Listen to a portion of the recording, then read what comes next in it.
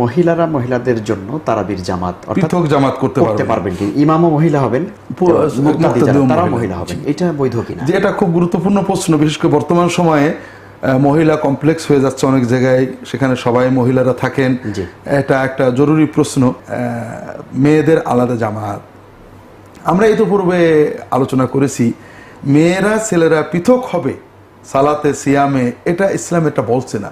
মেয়ের সালাত হলো ইসলামের মূল স্তম্ভ, যেটা সমাজের ঐক্য নির্দেশ করে। এখানে মেয়ে এবং ছেলে সেগ্রিগেটেড বিচ্ছিন্ন জামাত করে, এটা রাসূলুল্লাহ সাল্লাল্লাহু আলাইহি ওয়াসাল্লাম শেখাননি। মেয়েদেরকে রাসূলুল্লাহ সাল্লাল্লাহু আলাইহি ওয়াসাল্লাম তার জীবদ্দশায় পৃথক জামাতের অনুমতি দেননি, মসজিদের মূল জামাতে আসার অনুমতি দিয়েছেন।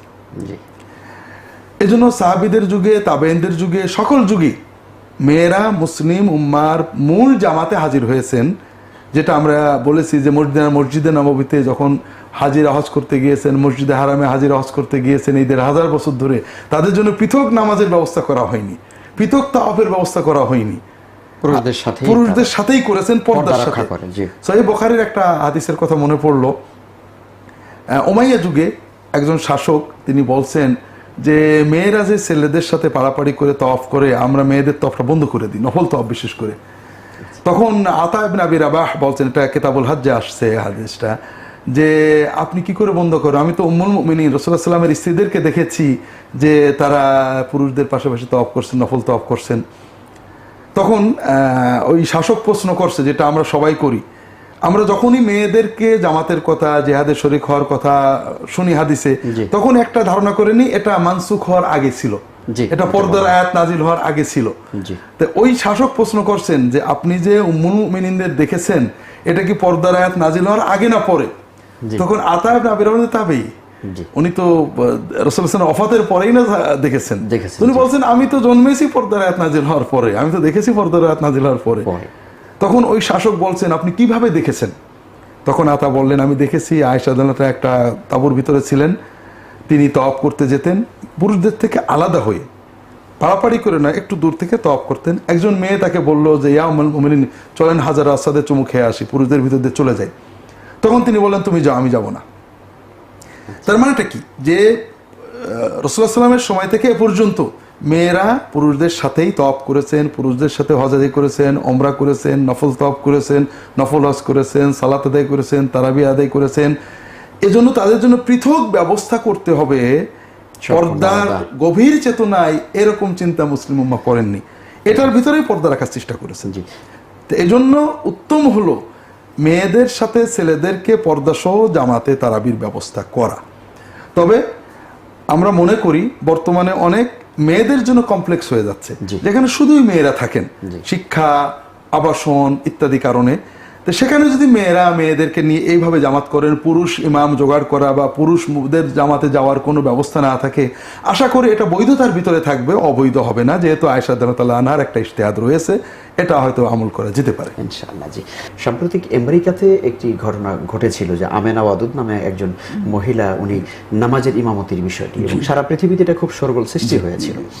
আপনি কি মনে করেন আসলে তারাবির সালাতের বাহিরে পাঁচ ওয়াক্ত নামাজের ইমামতি মহিলাদেরকে কি ইসলামী শরীয়ত অনুমোদন দেয় কিনা? জি, বিভিন্ন ধর্মে, লিবারাল ধর্ম, কনজারভেটিভ ধর্ম, প্রাচীন ধর্ম, আধুনিক ধর্ম, এটা ভাগ করেন গবেষকরা আজকাল।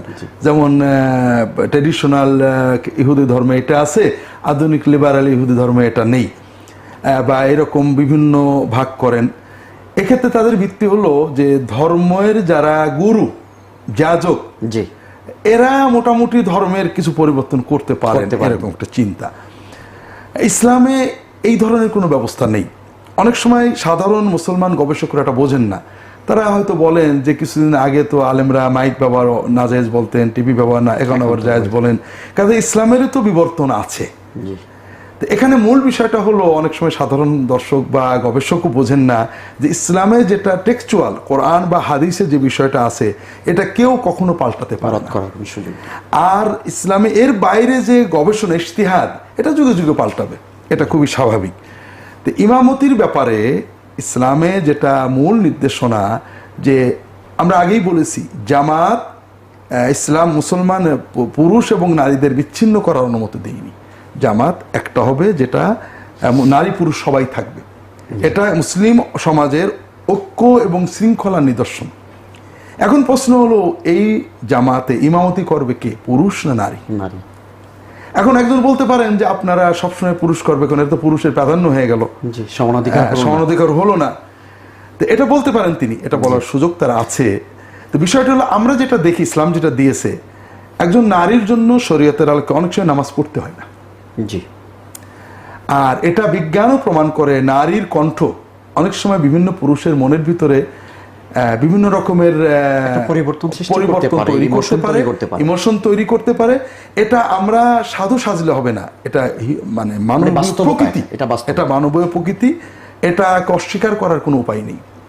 আর সালাত হলো ইবাদত, যে ইবাদতের ভিতরে পুরো আল্লাহর স্মরণ এবং আল্লাহমুখী তার চোখের পানি আমাদের দরকার, অন্য কোনো চিন্তা না আসুক। তো এই জন্য রাসূলুল্লাহ সাল্লাল্লাহু আলাইহি ওয়াসাল্লাম, এবং এটা ইসলামের একটা নির্দেশনা যে ইমাম পুরুষ হবেন, যে কারণ পুরুষ সবসময় ইমামতি করতে পারেন।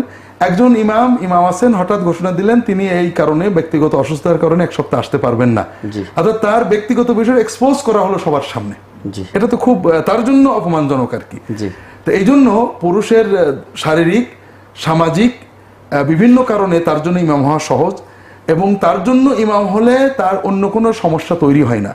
একজন নারী, মহিলা, মুসলিমা, তিনি মা হন, তিনি অনেক সময় দীর্ঘদিন ইমামতি করতে পারবেন না, বিভিন্ন সমস্যা তার থাকে। এই জন্য ইসলাম পুরুষদের ইমামতিতেই পুরো সমাজ একসাথে সালাত আদায় করে ব্যবস্থা করেছে। একটা হাদিস এসেছে, রাসূলুল্লাহ সাল্লাল্লাহু আলাইহি ওয়াসাল্লাম একজন মহিলাকে তার পরিবারের সদস্যদের ইমামতি করার অনুমতি দিয়েছিলেন। আচ্ছা। তার পরিবারের সদস্যদের, এখানে সদস্যদের বলতে স্বামী পুরুষ হতে পারে। এই অনুমোদনটা ফুকাহারা ব্যক্তিগত একটা ঘটনা হিসেবে গণ্য করেছেন। সাধারণভাবে সামাজিক ক্ষেত্রে রাসূলুল্লাহ সাল্লাল্লাহু আলাইহি ওয়াসাল্লাম যেহেতু অনুমতি দেননি, এটা তারা নিতে চান না। আর এটা যেহেতু ইসলামের একটা টেক্সচুয়াল বিষয়, অর্থাৎ রাসূলুল্লাহ সাল্লাল্লাহু আলাইহি ওয়াসাল্লাম হাদিসে স্পষ্ট দিয়েছেন, এই জন্য এক্ষেত্রে ইজতিহাদের কোনো সুযোগ আছে বলে মুসলিম উম্মাহ মনে করেন না।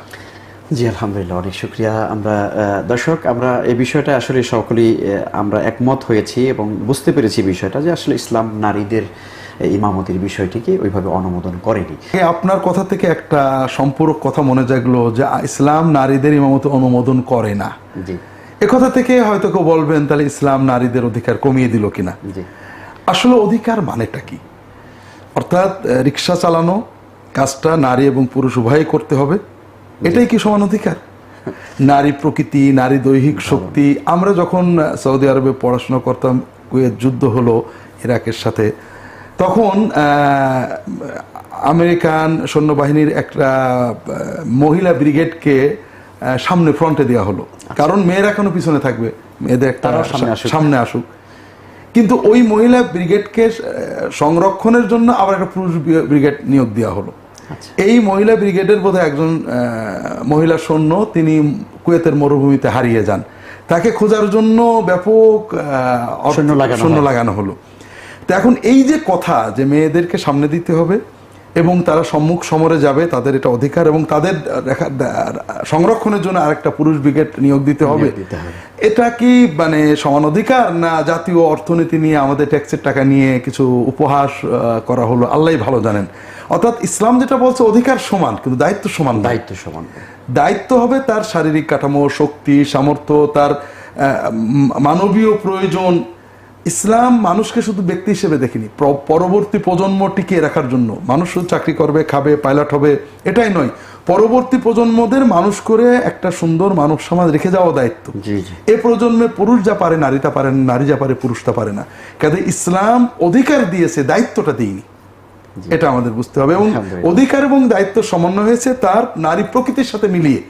নারীকে পুরুষ ভেবে দায়িত্ব অধিকার দেওয়া হয়নি, নারীকে নারী রেখে, অর্থাৎ নারী যেন তার সকল অধিকার পাওয়ার পাশাপাশি নারী হিসেবে যে দায়িত্ব আল্লাহ তাআলা দিয়েছেন পরবর্তী প্রজন্ম সুন্দর করে রেখে যাওয়ার, এখানে যেন কোনো অবহেলা না হয়, এটা ইসলাম লক্ষ্য করে।